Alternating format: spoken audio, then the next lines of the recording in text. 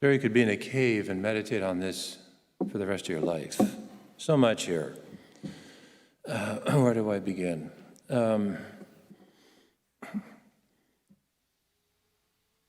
St. Josemaria, when he was reflecting on this passage, what struck him throughout his entire lifetime, and what he understood to be also a reality in his own life, that Jesus did not ask Peter to get into the boat.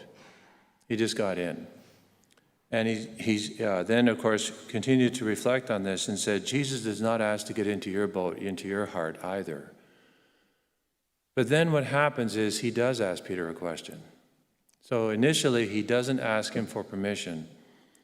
But then once he gets into the boat and teaches the crowd, then he poses the question. And that is something that Jesus does require our permission for. And he says, pay out into the deep. Now I want a relationship with you. I'm in your life.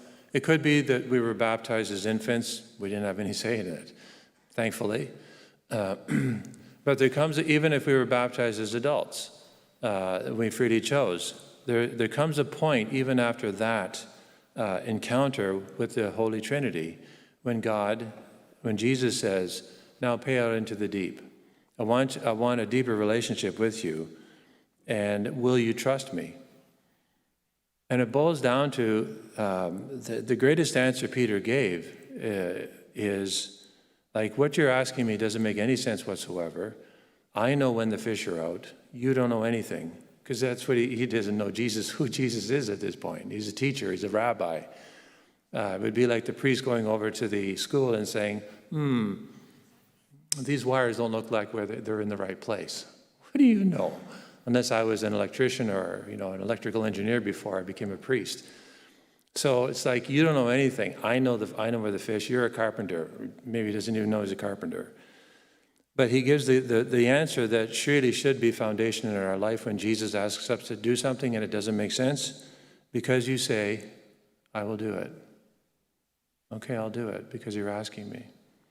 In other words, it's obedience, even though there's not a full understanding. And this actually is what must come. I always remember an older priest telling me this. Before we come to faith, we must learn to obey. If we're not prepared to obey, usually faith will never come. Because we have the disposition to obey, to open ourselves to another. And this is what Peter does, is he obeys Jesus, and he doesn't know what's going to happen. He has no clue. He just says, okay, I'll do what you ask. Now, there's something about Jesus that's a bit different, because maybe he would have sideswiped another individual, but something about Jesus, his tone, his imperial voice, something about him told Peter, just do it. And he did, and we know what happens. It changes the course of his life. And as a result of this, he witnesses something that forever, as I said, changes his life, and also James and John. And at the end of this encounter, they leave everything and follow him. Now, how many times has Jesus done this for you and me? Thursdays, as I've mentioned before, is the day for us to reflect on the mystery of the Eucharist and the priesthood. You have to have the priesthood for the Eucharist. So Jesus ordained the apostles, bishops actually, in their case, at the Last Supper and told them, do what I have done. It doesn't make any sense from a human point of view.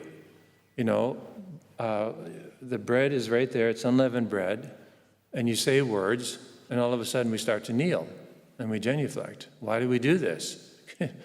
Because Jesus said to do it. That's really what it boils down to. And why do we believe? Well, I encourage you, it's one of the things we can do on Thursdays, to pray the Adoro Te Devote. You can pray it in English. Pray in Latin if you want to, but, this first stanza, this is one of the most magnificent hymns ever written in human history by St. Thomas Aquinas. I devoutly adore you, O hidden God. I can't see you. You look like a piece of bread. I devoutly adore you, O hidden God. Truly hidden beneath these appearances, my whole heart submits to you, like Peter, right? Like Peter when he saw the catch of fish, when he says, Lord, now you have my heart. I give you everything. And our Lord says, don't be frightened. I'll be with you always. And now you're going to catch all of my people. You're going to be out there doing my work. My whole heart submits to you, and in contemplating you, it surrenders itself completely. That's just the first verse.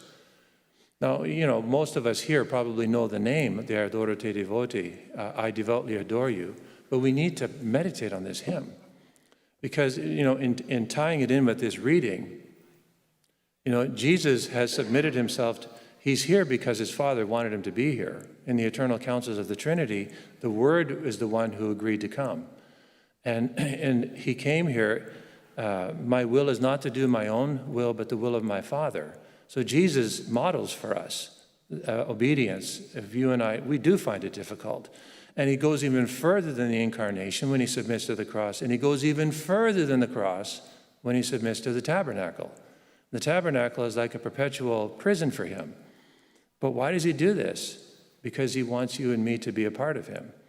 Ducan altum, go out into the deep. Believe that I'm really here. And it's a great tragedy, that so many Catholics seem to be indifferent or don't believe in the real presence.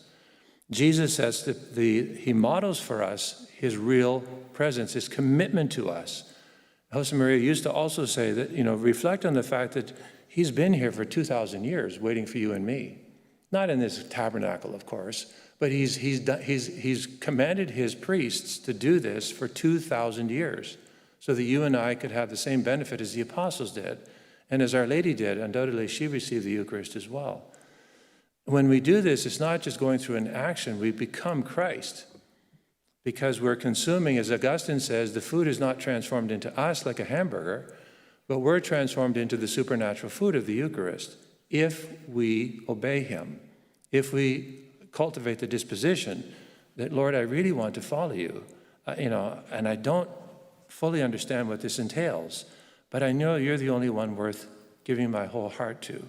My whole heart, like not the affection of a spouse, because spouses can't demand adoration, but Jesus can. He's the only one worthy of this. Spouses demand spousal love. That's different, right? But adoration, we only bend the knee, well, except when a man proposes to a woman, but that's different.